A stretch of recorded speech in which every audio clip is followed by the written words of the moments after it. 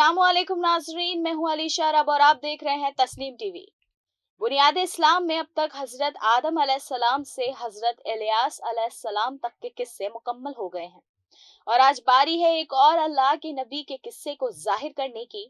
तो आइए जानते हैं अल्लाह के नबी इलियास अलैहिस्सलाम के बारे में कि ये कौन है और किस जमाने में आ पाए। हज़रत इलियास बनी इसराइल के पैगंबरों में से थे। आप बड़े ही जलाल और हैबत वाले पैगंबर थे। शुरू में आप काश्तकारी करते थे। एक दिन हज़रत इलियास अलैहिस्सलाम खुदा का हुक्म लेकर आए कि तुम अपनी खिलाफत हज़रत इलियास को सौंप दो। हज़रत इलियास उनके पास गए और अपनी मुबारक चादर उन पर डाल दी। उनको एक अजीब असर जाहिर हुआ। हज़रत इलियास खेती बाड़ी छोड़कर हज़रत इलियास की खिदमत में दिन रात रहने लगे। हज़रत इलियास के गायब होने के बाद बनी इसराइल की हिफाजत की जिम्मेदारी आप पर आ गई। आप लोगों को तौरात पढ़कर सुनाते और उन्हें हज़रत मूसा की शरीयत सिखाते। दिन को आप रोज़े रखते और रात में नमाज में खड़े रहते थे।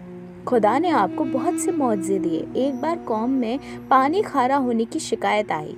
आपने थोड़ा सा नमक पानी में डाला और फरमाया मीठा हो जा। पानी मीठा हो गया। एक बार एक औरत ने अपने कर्जदान होने की शिकायत की और कहा मेरा शौहर कैद है और बच्चे बहुत से हैं। हज़रत ने फरमाया कि तेरे घर में कुछ हो तो ले आ। उसने कहा एक बर्तन में घी है, उसके सिवा कुछ मेरे पास नहीं है। आपने फरमाया घी को एक बर्तन से दूसरे बर्तन में डाल और दूसरे से तीसरे में, इस तरह घी डालती जा। औरत ने इस पर अमल किया। उसके घर में तमाम बर्तन घी से भर गए। उसका सारा कर्ज अदा हो गया और उसकी गरीबी दूर हो गई। आपका तीसरा मौजज़ा ये है कि जब बनी इसराइल पर कोई दुश्मन चढ़ाई करना चाहता तो हज़रत इलियास को पहले से ही इसकी खबर हो जाती और वो बनी इसराइल को दुश्मन के इरादे की खबर दे देते और लड़ाई की तदबीर उन्हें सिखाते। यही वजह कि बनी इसराइल को हमेशा फतह हासिल होती थी। आपसे चौथा मौजज़ा ये जाहिर हुआ कि एक बार दमिश्क का बादशाह कोढ़ के रोग में गिरफ्तार हो गया। बादशाह ने बनी इसराइल के हाकिम के पास अपना आदमी भेजा कि एक अच्छा तबीब इलाज के लिए भेज दीजिए। उस हाकिम ने हज़रत इलियास के बारे में बताया। आपने फरमाया कि बादशाह से कहो कि पानी की नहर में नहा ले, इससे उसका मर्ज दूर हो जाएगा। बादशाह ने ऐसा ही किया और इस रोग से उसे छुटकारा हासिल हो गया। उसने खुश होकर कीमती लिबास और धन दौलत आपकी खिदमत में पेश किए। आपने कबूल नहीं किए, लेकिन एक खादिम ललचा गया और उसने चुपके से उसमें से कुछ ले लिया। जब हजरत को इसकी खबर हुई तो आपने बद्दुआ की। उस आदमी को वही रोग हो गया जो बादशाह को था।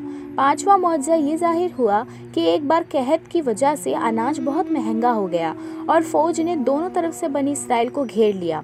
हज़रत ने फरमाया कल गल्ला इतना सस्ता हो जाएगा कि लोग हैरान हो जाएंगे। बादशाह के हाजिब ने हंसकर कहा अगर खुदा आसमान के दरवाजे खोल दे और अनाज बरसाए तब भी गल्ला सस्ता नहीं होगा। आपने फरमाया गल्ला तो सस्ता होगा और तू देखेगा भी, मगर तू उसमें से खा नहीं सकेगा। अचानक रात के वक्त दुश्मनों के लश्कर में घोड़ों की आवाज़ और हथियारों की झंझनाहट सुनाई दी।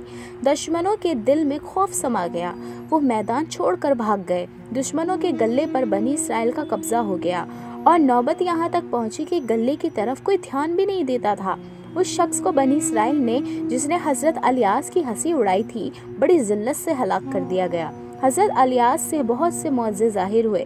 बनी इसराइल कभी तो उनकी पैरवी करते और कभी नाफरमान हो जाते। जब आपका आखिरी वक्त आया तो जुल्किफ्ल हज़रत जुल्किफ्ल अलैहिस्सलाम को अपना खलीफा मुकर्रर किया और फिर आपने इस दुनिया से रुखसती ली।